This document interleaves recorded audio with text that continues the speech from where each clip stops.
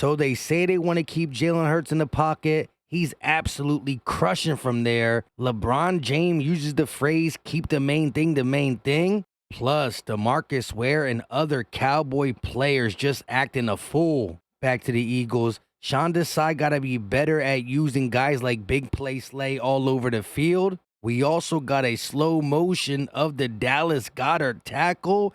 And last but not least, this is the worst ranking ever. What is going on, everybody? I go by Philly Mike, and this is the Philly Tall Podcast. And today we got a lot to get into. But before we do that, Eagle Nation, can I ask y'all for a favor?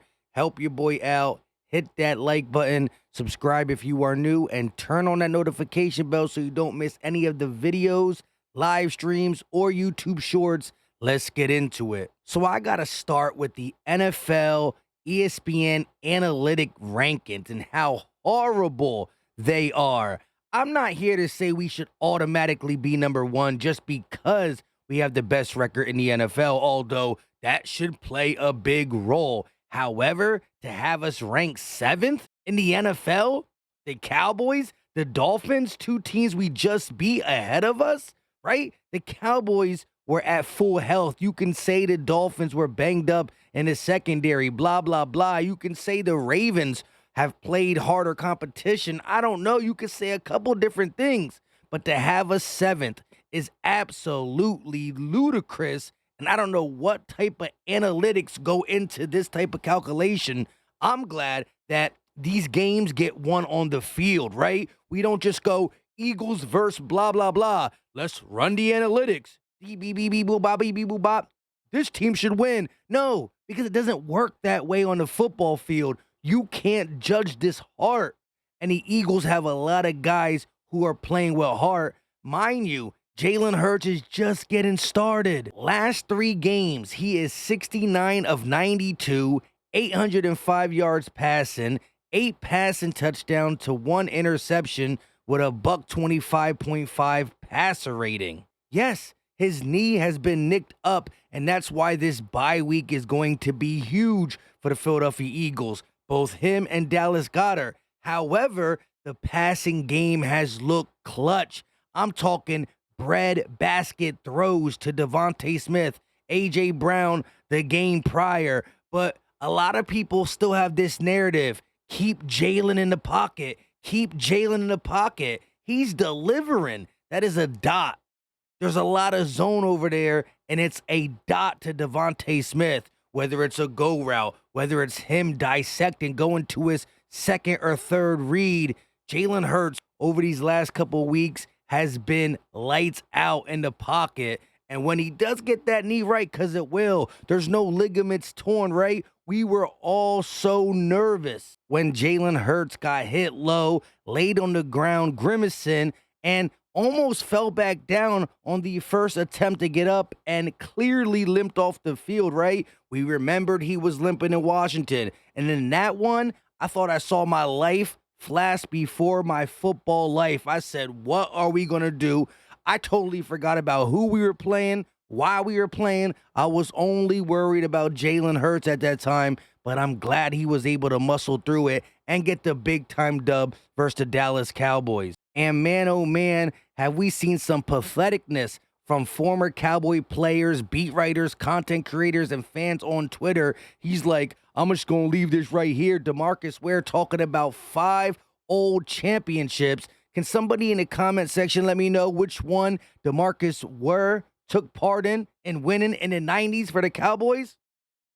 He wasn't there. Dude won a chip with the Broncos. You're not even a Cowboy no more, right? At the end of the day, that is the patheticness, right? To run back to the 90s, you weren't even there. You failed as a Dallas Cowboy. You are a good player, but you ain't win nothing. Like the audacity of the Skip Baylesses, the Michael Irvins, the Marcus Ware, Des Bryant on Twitter talking about clearly the Cowboys are the better team.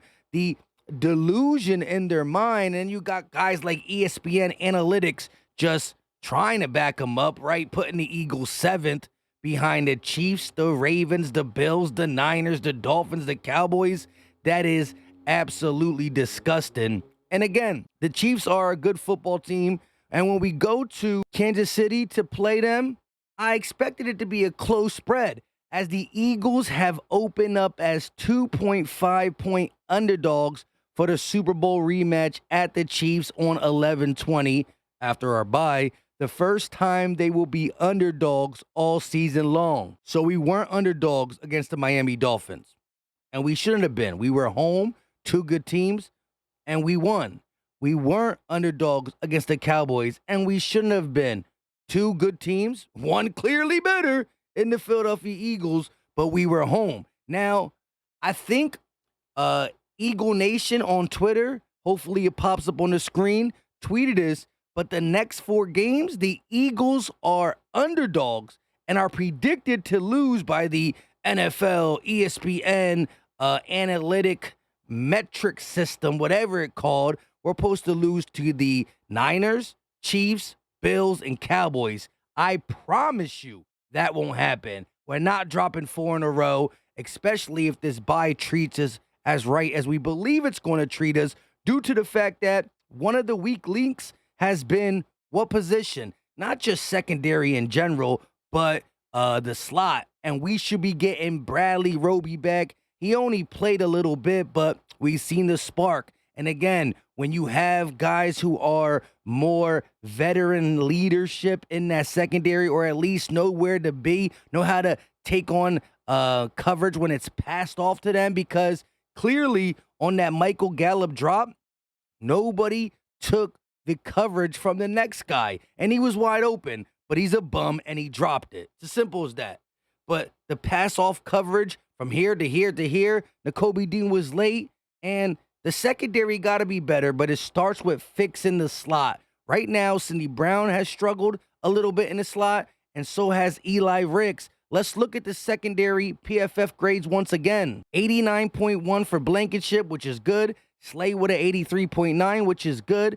Bayard, 56, got to be better. Bradberry, 43, got to be better. Brown and Ricks in the 30s. Now, James Bradberry got to be better. He got to be more consistent, at least like big play Slay. However, maybe it's the play calling, because 4th and 8, mano-y-mano, man-to-man, he gets off the field on a crucial 4th down. And I love the style to play. I love the confidence, and that can build for the future, although we got a bye week. What else I like about that play is the vocalness that we've seen from Devontae Smith in a couple mic'd ups. He's not only hyping up the defense, he's saying, I need someone to get off the field right now. Here, you see him running out on the field, hyping up Bradberry after that big-time play. He's really taking advantage of that C, and he's being vocal. And as we hear that more and see these types of play, maybe the secondary gets better. All I know is the pass rush is doing everything possible. We got 2 players in the top 5 in total pressures. Josh Sweat tied for first with 50 total pressures. Haason Reddick follows behind in 5th place with 43 total pressures. And this is only in 9 weeks. We're talking a combined 93 pressures in 9 weeks of football from our edge rushers. We know what the backups in the interior does too, so we need Bradberry. We need our slot position to be better, because Reed Blankenship is getting a bad rap as a cover safety, but he's one of the best in the National Football League. Reed Blankenship has the 3rd highest coverage grade out of all safeties with an 87.5. He also leads all safeties in PBUs with 6. So we saw him have the best grade against the Cowboys in the secondary. Slay followed behind in 2nd. And we also seen him be 3rd in the NFL in coverage via safeties. That one game versus the Commanders gave him a bad rap. He also has 2 INTs on the season and only played 7 weeks because he missed 2 games. So again, cut Reed some slack. If Slay stays in that 80s and 90s, same with Reed. We just need this slot in Bradberry, and then let the linebackers do what they got to do and let the pass rush eat. We can start to see this secondary and defense play better under Sean Desai, and looks like Slay's confident with it because he says we haven't played a complete game, but that's still kind of scary. Listen. We ain't even reach our peak yet. We ain't playing a clean football game yet. We play clean halves, but not a clean game yet. And we still 8-1.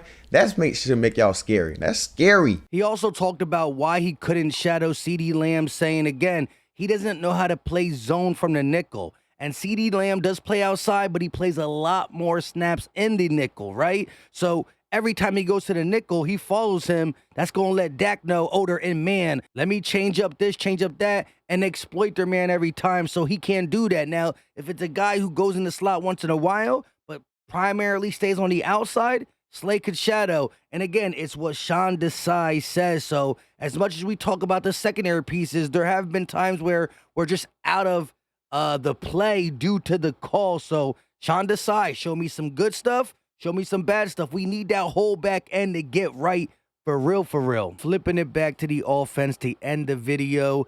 Dallas Goedert being tackled in slow motion looks a lot worse. There was a video on TikTok and Twitter shared by a couple Eagle beat writers. Let me know what you think. Again, some people saying accident, some people saying purpose. I see the twist of the arm, and he stays grabbing it as he goes to the ground, giving his whole body the opportunity to land on it, right? Like a people's elbow on my guy's arm. Again, face mask. Stiff arm to the face mask. Not easy to get off that and finagle things, so maybe that's where the twist comes in. Look, at the end of the day, it's a 4-week injury. It could have been worse. But the twistiness, the land on it, you could have pulled back after you knew you were going down, right? You got to make the tackle for sure. It just looks a lot worse to me in slow motion. Maybe the more I watch it, it don't. Again, I'm not here to argue Bell is a dirty player or not, but it sucks to see my guy Dallas Goedert go out like that. And once y'all were falling, did you really need to land on him? Again, I think Eagle Nation is split down in the middle. Some say it looks like an accident. Some said, find that boy, right? Well, listen, nowadays, if you just truck somebody, DeAndre Swift got fined for a truck. That's legal. Not no more. It's ridiculous. So Dallas Goedert has gotten fined for angry running as well. So let me know your thoughts in the comment section on that. I do want to hear from y'all, Eagle Nation. See if you're split as my Twitter followers. Last but not least, LeBron James literally using the saying, keep the main thing the main thing.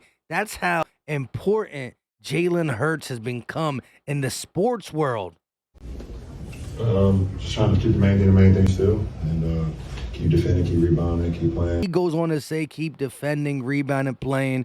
It was his post-game versus the Miami Heat. Again, just the fact that LeBron is thinking about keeping the main thing just goes to show you who Jalen Hurts is as a professional sports player. And again, he's a beast in the NFL. He's a beast out of the NFL. And we need him to get healthy because the Eagles got a long run in front of us. Drop the muscle emoji if you got nothing to say.